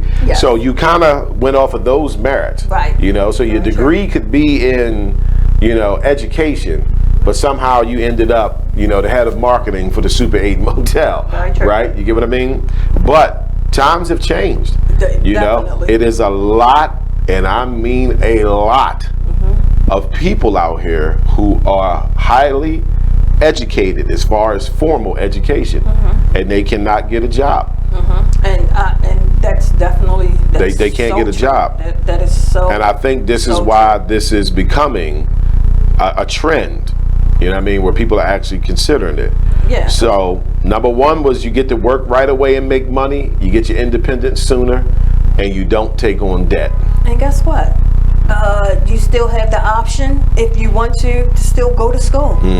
But now you're going to school and you're able to pay for your classes versus taking out all of these loans and owing all this money that you're going to have to pay for the next 10 years coming out of college. It's an option. I'm going to read a comment here. This is from Miss Roz Copeland. So Roz says, yes, I've seen it. Education is very important, but they like to make it hard for the people who have degrees. They're willing to hire experienced workers instead of educated workers who can learn how to do the job that they qualify for. I find it to be very unfair when you pay all that money when you get a job paying less than what the person who has experience but don't have the education. That's very true. Exactly. So that's going to make you feel a certain way. You know what I mean? When you got the education, you $68,000 in the hole, and you got the job, and you working beside somebody who graduated from high school, and he's had the experience over you. So he's making $48 an hour. They brought you in at $19.80. And I have to agree with Ms. Roz, because it is. If you look at the qualifications on jobs now, you will see bachelor's degree or 2 years experience in this field of work. Right. So what do you mean bachelor's degree or 2 years experience? So now you're telling me that a person who's had 2 years experience in this field of work with me as a bachelor's degree can still get the position over top of me. That's absolutely. Crazy. But yes, that's very true. It's very, very true. So you can see how this is now being explored as, I don't know, because there's a lot of people with degrees that can't get money. Now, I've actually checked out a couple of reports on this where the people who counter that say, well, these people with degrees, it's not that they can't get a job. They don't like the jobs that they have that are offered to them. So that's how they're trying to counter it. Like, oh yeah, he's got a master's or she's got a master's, and she's telling people she can't get a job. But she can get a job. She just doesn't want a job with what is offered. But, I say, if you put in all that time in school, why should you have to settle for something less? Not only that, they're not saying specifically to why she don't want the job. She don't want the $15 an hour. Right. Because that's what I'm saying. Yes. They don't want to settle. And I understand that. You put in all that time, you're not going to want to settle for something less. You have a master's. You want the $48. Right. But they're not willing to pay that. No. Because you know why? They can get somebody with 2 years experience to do this job. Sure. And that's what it seems to be coming down to. That's exactly what it comes down to, because now jobs are looking more toward paying the lower annual salary. Right. They're looking to pay at the lower end. Right. They're not looking to pay at the degree end. Right. So you have to be careful with that with jobs now too. Right. Hold that thought. We up on break. Stay with us. It's the Black Bottom Man Radio Show. We'll be back.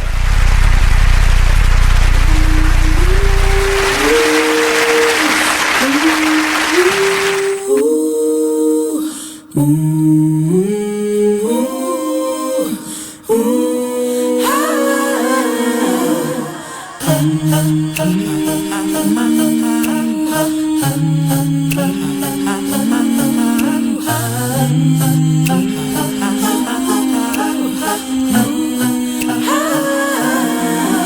like an internal bleeder. Can't see your pain, but it can silently kill ya. So deeply wounded, but don't say a thing. Too afraid of what the people may say or think. So you just sit there and you suffer in silence. Your pride won't let you just uncover your secret. Don't wanna look weak in your image, it ain't worth losing. So you just act as if it's nothing happening. God sees you, and God hears you. Yes, God loves you. You're like an internal bleeder. Can't see your pain, but it can silently kill ya. Suicidal, depressed, but you won't say a thing. Too afraid of what the people may say or think. You feel alone even though the people surround you. Popping pills every night even though you know they can't solve it. The emotional pain, it just seems way too heavy. Your mind is racing, wanna scream, somebody help me.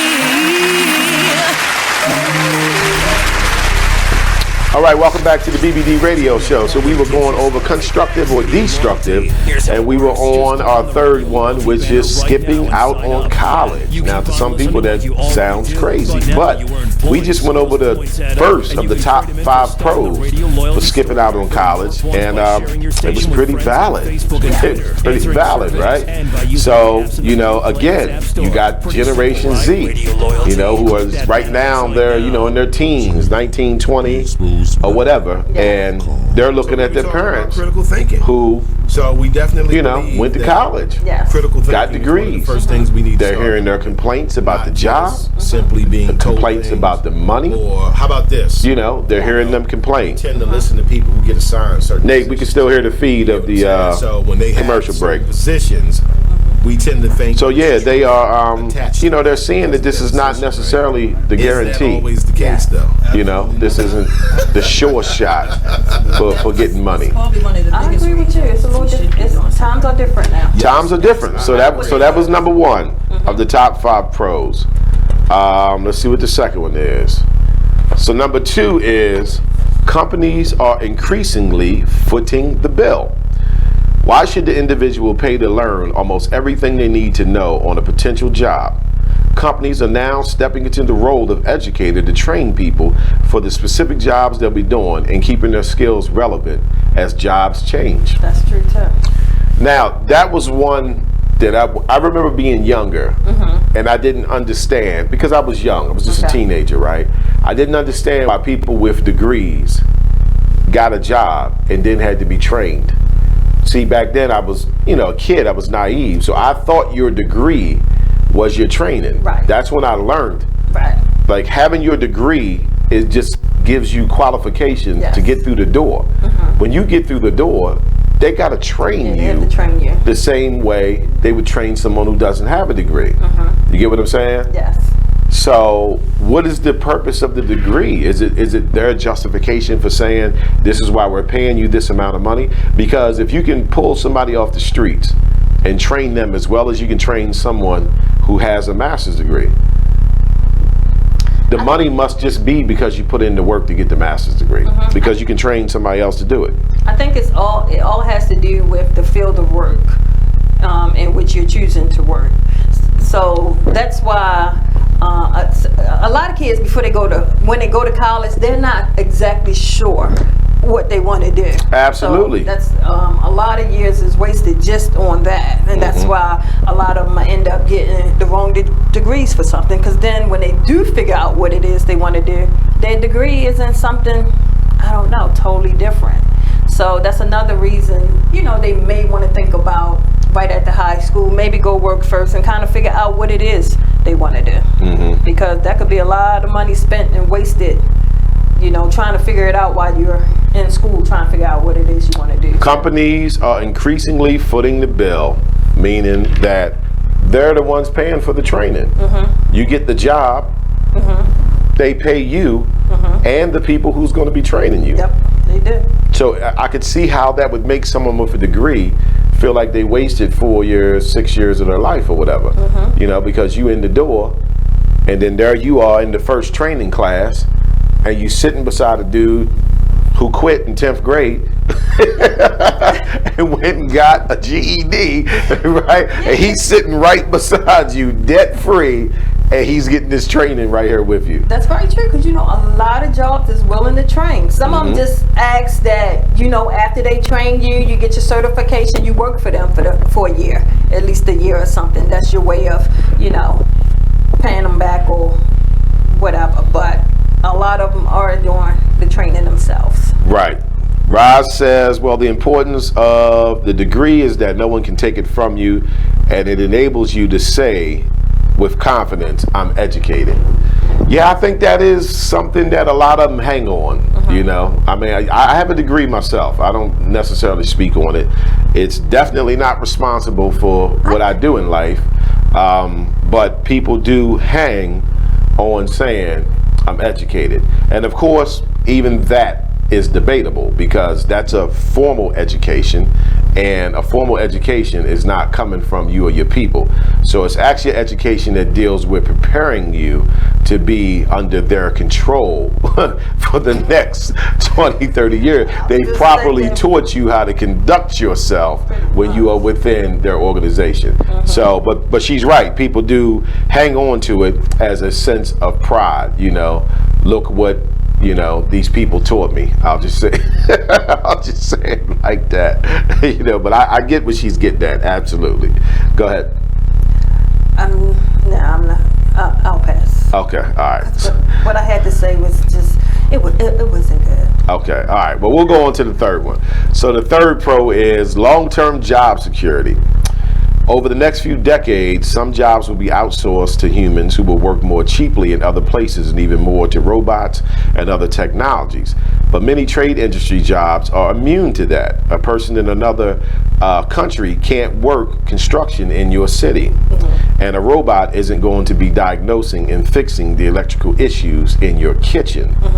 Okay, so long-term job security is another pro, because I'm a barber. I'm a master barber, right? Now, of course, I went to school to be a barber, you know, but it's not like college, you know, it's barber school. You know, you can do it in less than a year, right? But it's a trade, meaning I have a license to do what I do. Okay, so right then and there, the fact that you have a license opens another door. It opens the door for entrepreneurship in the field that you have a license in. Now, it's not that someone with a college degree doesn't have that door also, but it's not going to be from their degree. It's going to be from something they did at their job, and then say, I feel like I can do this outside of here as well. But as a barber, with that license, with that trade, my job is secure. That's what it's saying. Trades are long-term job security. Very true. Robots and technology can never do what I do, you know, because being a barber is more than just cutting the hair. But the robot's not going to be able to do that, because all haircuts are custom towards the customer itself. They're custom cuts. You know what I mean? Whereas with a degree, and again, we're not saying don't get an education, because you know a lot of people run away when they hear something opposite. We're not saying don't get an education. We're simply playing the devil's advocate here and looking at what the Generation Z is looking at. You need to degree. With a degree, what you have to offer is a skill set that's tailored towards, you know, a particular company or a particular job. That has a higher risk of being eliminated from technology or robots. You know, like they said, a person in another country can't come and do construction in your city. You need to have physical bodies from your city actually there doing the work. So it offers more long-term job security.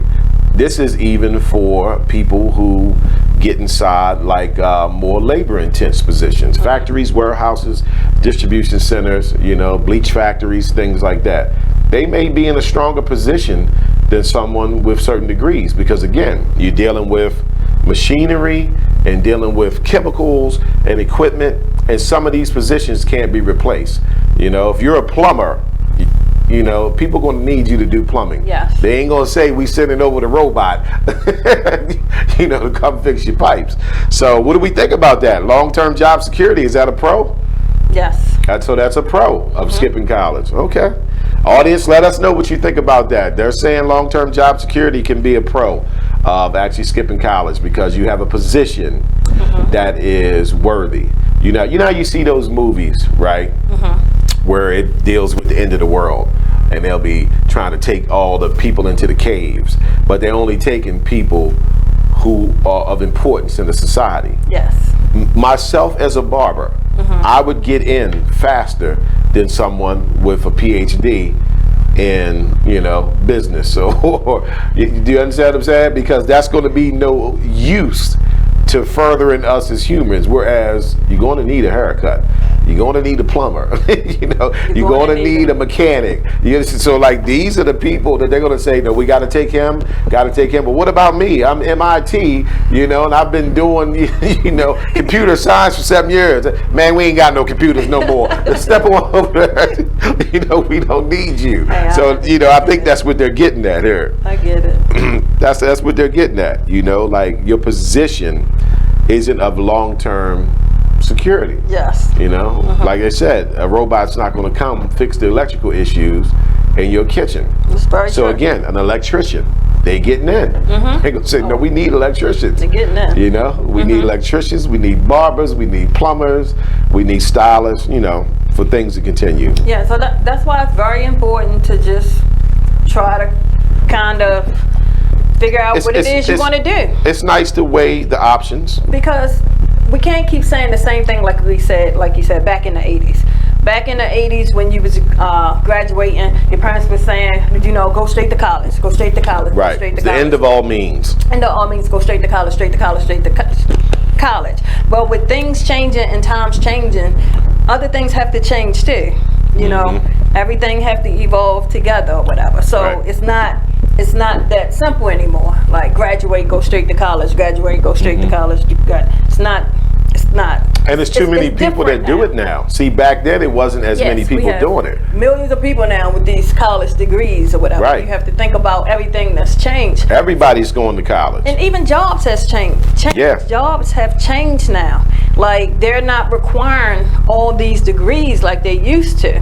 So you have to keep that in mind too. So even while you're getting your degree, you still have to keep in mind that you're not just up against people who have this degree. You're up against people who have experience in this field too.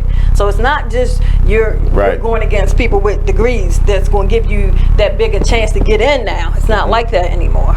You're up against and how about the fact 10 the person times more than that now. with experience is going to be your boss. So even if they bring you in and, you know, train you, they're introducing you to John. You know what I mean? They brought you in with your master, started you out at 28 an hour. John's been there for 13 years. He makes 42 an hour, and he's your boss, and he's who's going to be training you. Can I ask how many people, you know, with the degrees, because I can't tell you like how many times I've heard this in my life. How many people with degrees been on a job interview where they told you were overqualified? Right. Right, because they don't want to pay no real money. See, that's the other thing. How you have a degree, you going in for a specific job, and you're being told like you're overqualified? That means what? Like they don't want to pay you for that degree. Like, sure. I'm not paying you for that. Like, and then expectations are higher. I just so companies are aware of that as well. A person coming through the door with a degree has certain expectations, not just at that moment, but they're going to have expectations as they stay there. So by the time they hit their second or third year, they're going to be coming to them and say, hey, listen, I've been here 3 years, I've been doing this position, you know, I want this, I want that. Whereas the person that they brought in fresh out of high school is just more or less content. They're paying me decent money. I've been here 3 years. They ain't gave me a raise yet, but still, I'm okay. You know, I'm taking care of my family. Also, Brother Mike, let's think about the ones that's even doing the interviewing, the ones that's interviewing you. They may not have a college degree. Right. They see you have one. You're not coming in to get that job. I'm not hiring you. Yeah, there's always that option, right? You did the politics of the weekday workforce. There's so many different reasons now why you're not getting the job because of this college degree. Whether they don't want to pay you the money, whether they don't want you coming in getting that position. It's so many different things now. So that's why you have to look at all of these things now. It's not like it was. Right. You know, back in the 80s when, like you said, you needed that college degree in order to get, you know, a certain job. Because at that time, a lot of people didn't have them. Right. You know, so at that time, they was more worthy than they are now. But you have to be very careful out here now. It's definitely getting a little scary out here. Things are so different. So let me move on to number 4. So number 4 in the top 5 pros is parents' attitudes are changing. Baby boomers believed in the promise and saw going to college as a necessity. But by the time their millennial children went to college, it was far more expensive and more competitive. Now, these millennials and Generation Xers, which is us, a smaller generation that was subject to a crummy economy and difficult job prospects post-college, are the parents of Generation Z. Given their own experience, these parents are less likely to push their kids down the college path. Only 39% of millennials think college leads to a good job and a higher lifetime earnings, according to the Wall Street Journal. Now, the Generation Xers is us. So they're saying because of what we went through, because our parents, the baby boomers, was high on college. So we went to college, we got the paperwork, we still ain't happy. No. So we looking at our children who, because of the information age, have a little bit more knowledge about these things. They've watched us struggle. So because of what we went through, and we see that the college thing didn't get us what we wanted, when our kids are looking at us and saying, Mom, Dad, I don't think I want to go to college, we're starting to say, that's fine. Go to trade school, you know, get a license and something, so forth and so on. And it's being based off of our experience. You get what I'm saying? Because it didn't work out for us the way that we did. Some of us it did, a lot of us it didn't. Just think about it though, like trade schools can lead to, like you said again earlier, trade schools can lead to more entrepreneurs. It opens the door for entrepreneurship because you have a skill set. You get what I'm saying? Yes. So, you know, college degree is fine. And again, we are not knocking going to college. If your child's going to college, send them to college, right? But we're just simply saying you got a generation now that's making money from being entrepreneurs. Rather they on YouTube or they're becoming bloggers, starting a channel, or going to trade school and saying I'm eventually going to open my own barbershop, my own plumbing company, so forth and so on. Yes. You know, they're ditching this ideal of being an employee forever, because that's the part about college that people don't like to talk about. College is great, but it is preparing you to be someone's employee for the rest of your life. Yes. You know, and in this society, you have two positions when it comes to making money. You either are an employee and you're helping an entrepreneur pursue their dreams by you working for them, or you're an entrepreneur and you're working for yourself, helping yourself pursue your dreams. That's the reality of work in American society. So we got a lot of the Generation Z that is seeing that. And with us, the Generation Xers, having the experience that college didn't work for everybody, we're being more open to saying, you know, like my son's 22 and school was not his thing. And college wasn't even a question. You know, like we never even considered it. You get what I'm saying? You know, and just like this is saying, because I'm a Generation Xer, I don't have a problem with it, let alone the fact that I'm an entrepreneur. So my goal is just to teach my son how to be like Dad. You know what I mean? Be an entrepreneur. It's an uphill battle. It's a challenge. And then meanwhile, he does work. He's got a full-time job, so he's in the weekday workforce, but then he's going to be learning other things on the side. And I'm hoping in the long run, 10, 15 years down the road, he's going to look back and say, you know what, Dad, I'm so glad that you let me be me and not force me to go to college and all that stuff. No, sir. First of all, I don't want you working for somebody the rest of your life.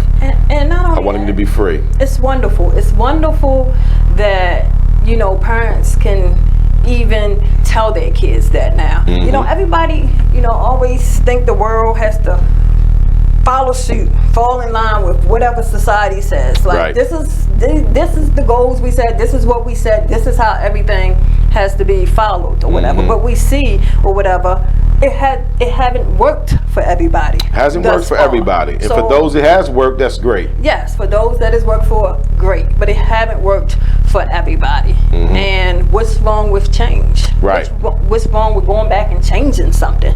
If that's what needs to happen, what's wrong with doing it? Like, we have to do something. Well, I mean, the reality is, when you look at us as a black community of people, college came for us later on. Remember, we wasn't even allowed to go to their schools.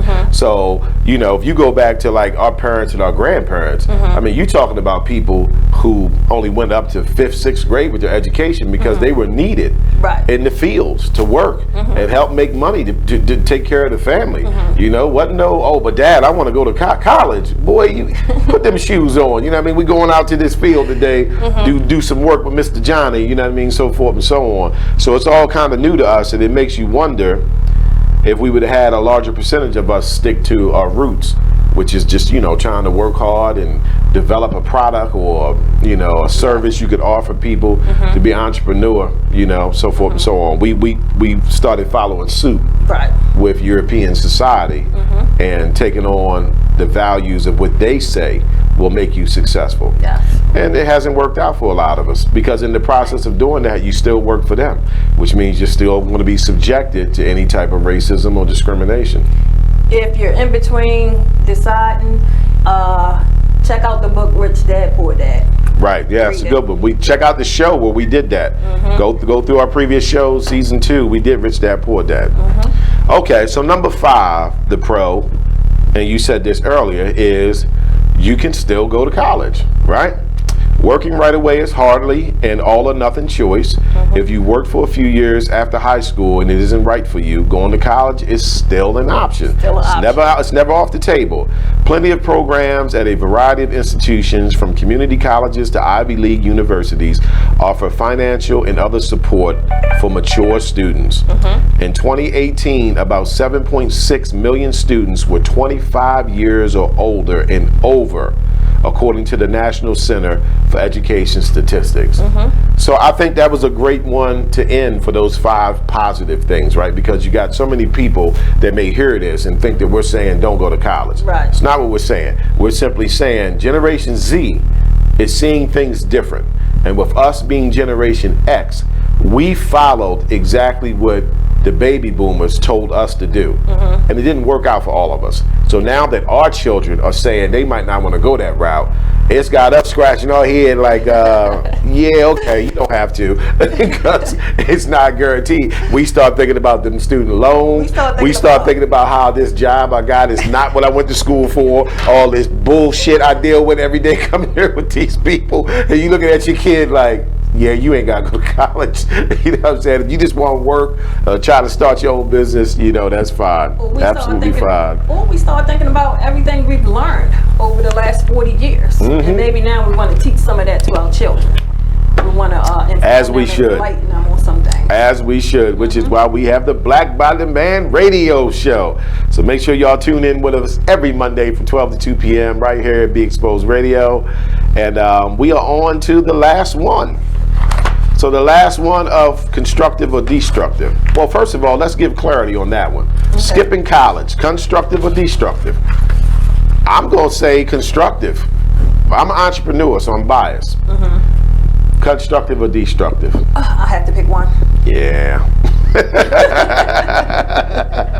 No, you don't. You can be undecided. I could be neutral. Because I understand with certain fields you have to go. Because, you know, some people want to be lawyers and doctors and all of that type of stuff. See, I'm going with constructive, but I don't think going to college is destructive. I just think if you opt out, that can be constructive. You get what I'm saying? Yes. So it's still kind of the same thing. You can go either way. All right, so back to the show. Constructive or destructive. Last up to the plate is the banning of Farrakhan on Facebook. Dun, dun, dun. The banning of Farrakhan on Facebook. Miss D. Brown says constructive. Was that for Farrakhan or was that for skipping college? Miss D. Brown, let us know. So banning Farrakhan from Facebook. All right. What was Farrakhan banned for? According to USA Today, Farrakhan was banned for dangerous behavior and hate speech, which I just find to be ironic. Find to be very ironic. So let's talk about this. For anybody in the audience, if you are familiar with the story that Facebook has banned Farrakhan, they banned a couple other ones too. So let me read here. It says Farrakhan was banned for violating the platform's rules against dangerous individuals and organizations. Among those blocked was InfoWars publisher Alex Jones, political commentator Milo Yiannopoulos, and Nation of Islam leader Minister Louis Farrakhan. So right off the back, they're trying to make a point that we didn't ban just Farrakhan. We banned some other ones, right? Facebook says, we've always banned individuals or organizations that promote or engage in violence and hate, regardless of ideology. The process for evaluating potential violators is extensive, and it is what led us to our decision to remove these accounts today, a Facebook spokesperson said in a statement. The crackdown comes as Facebook has pledged to do more to eliminate hate speech and bullying on the social networking website. In March, the company banned praise, support, and representation of white nationalism and white supremacy. Okay, I ain't seen that part. I ain't seen the banning of the white supremacy, but real quick, 2 minutes before we break. Right off the bat, it's destructive to me. Right off the bat, it's destructive to me. Right, because Farrakhan, what Facebook is not liking is something that white supremacy has never liked.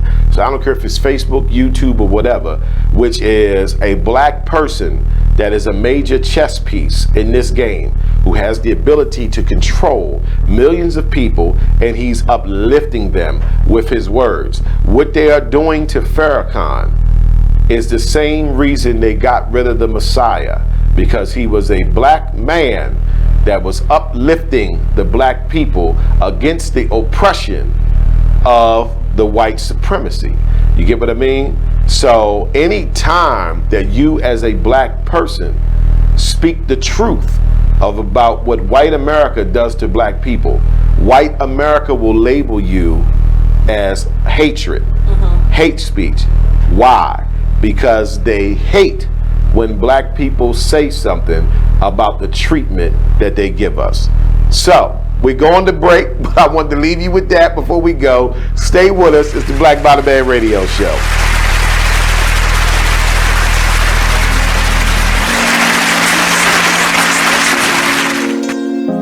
Okay. If I sit around, hold up. Look.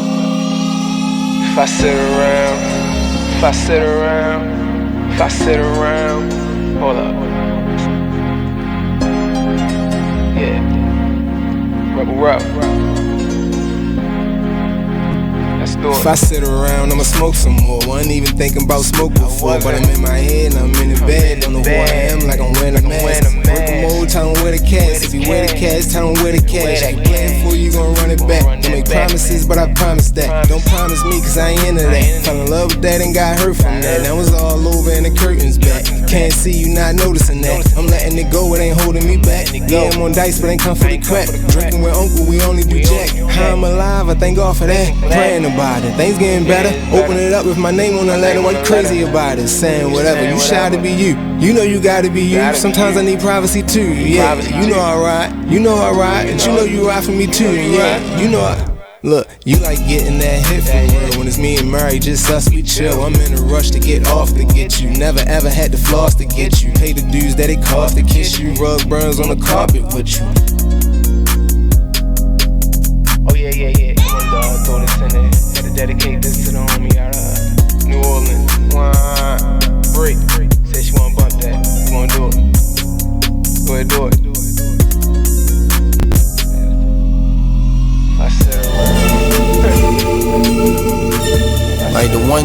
always gotta remember is people gonna try to project their insecurities onto you. But you can't listen to what them niggas saying. You gotta get out here and do your shit regardless. You gonna do what you love for the rest of your life anyway. So why not turn that shit into something? Be a man of everything you say. This shit bigger than me, man. Like yeah, I'm good and all that, but you know what I mean? I ain't shit without y'all.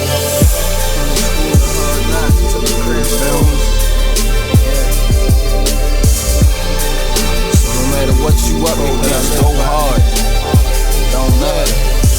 Can you imagine how I really having nothing is?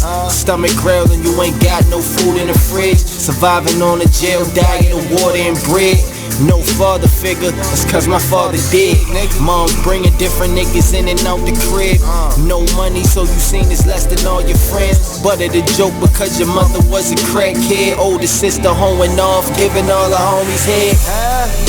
I could wait for your response, but they love to hear me talk, so I'll just wait for the applause. I always knew that I was great, I got them haters so appalled. I'ma make it out the darkness, and my word is my bond. Delivering these bars while I'm gripping on my balls. Jealous niggas hate to see you succeed, so fuck them all. I'm the master of my destiny, nigga, you not in charge. You either on your grind or in the way, so get lost. Be a man of everything you say you stand for. Lead your people by example, being hands-on. If you're back against the wall, then get your mash on. Fix your vision on the future like it's fast forward. The world is yours in due time, ain't gotta ask for it. I'm from the school of hard knocks, I took a crash course. Shit be stressful, my nigga, that's why I'm getting high. But that's life, and it's the code that I live by. And you know how it is, where we at, nigga. They say money can't buy happiness, but I be happy as a bitch when I can have dinner. Learn from your losses or you end up like the last nigga. I fall off. Hi, I'm LeVar Burton, and I'm proud to be a book person. How do I choose a book? Sometimes it's the cover, sometimes it's the title. I guess I'm pretty visual. If a book's really impressing me and the writing is really good, I will peek and see what the last paragraph.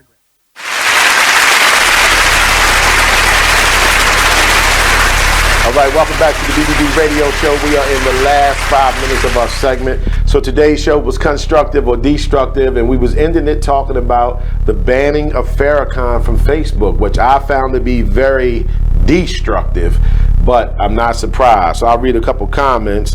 Mr. Archie Miller says, ban him, ban the white supremacy groups. Exactly. Get a bell for that, brother Arch. See, that's what I'm saying. You got these white supremacy groups that have been on her forever. But they're all about that type of speech. Farrakhan has the ability and has proven that he stimulates a different thought process within black people. And they never anticipated this type of backlash with the internet. See, the one thing they failed to do with the internet when they created it was regulate it. See, they didn't have a problem when it began connecting white supremacists in different states. Right. They could now group up with each other. But now that they see it's having that same effect with black people spreading knowledge, wisdom, and understanding, because that's what Farrakhan spreads. See, they have a problem with it. You know, now the way they cover their butts is then they also ban somebody from their team. In this case, like Alex Jones from InfoWars, because he too is also out there saying certain things that go against the powers that be. But the main insult that Alex Jones puts out there is that he speaks against the Jews. Well, the Jews own everything. They run everything. So that's why they're getting rid of him. You understand what I mean? But you group him in with Farrakhan so it don't look like you just isolated Farrakhan. Right. But I say this is completely destructive, but at the same time, it's not surprising. It's another example of the fear that they have of black people who command the attention of other black people. You know, it's hard to stay on top if nobody's on the bottom. Farrakhan appears to be a man that's capable of taking us off the bottom. Well, then that means they're not going to be on top no more. Got to get rid of him. So tell us what you guys think about the banning of Farrakhan on Facebook. Constructive or destructive? I definitely say destructive.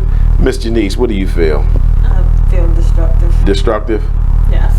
Because? And it's not surprising because I've read an article anyway when Facebook suspends people accounts when they even talk about how they experienced a racism situation. Absolutely. Their accounts get suspended or something happens behind it or something. So I'm not surprised. White supremacy has never liked when black people speak about the atrocities they bring against them. You know, so as a black person, if you speak against racism that white people bring to you, white people will call you a racist. Right. That's how sick they are. Not even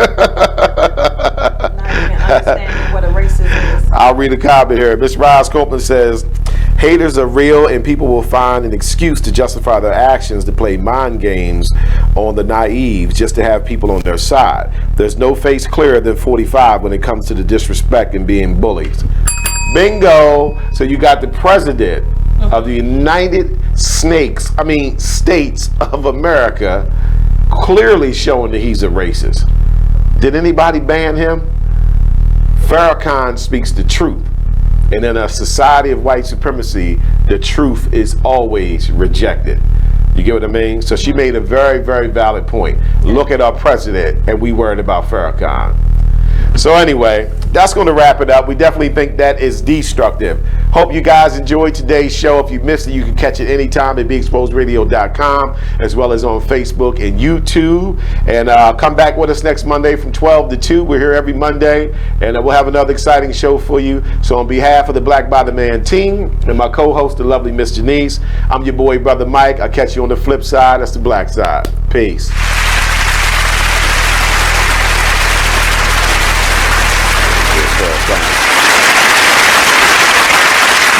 Take a minute and listen to this flashback of the old school Brouhaha radio show. I'll give her a second to answer that. Oh, can I have one more question for the cards.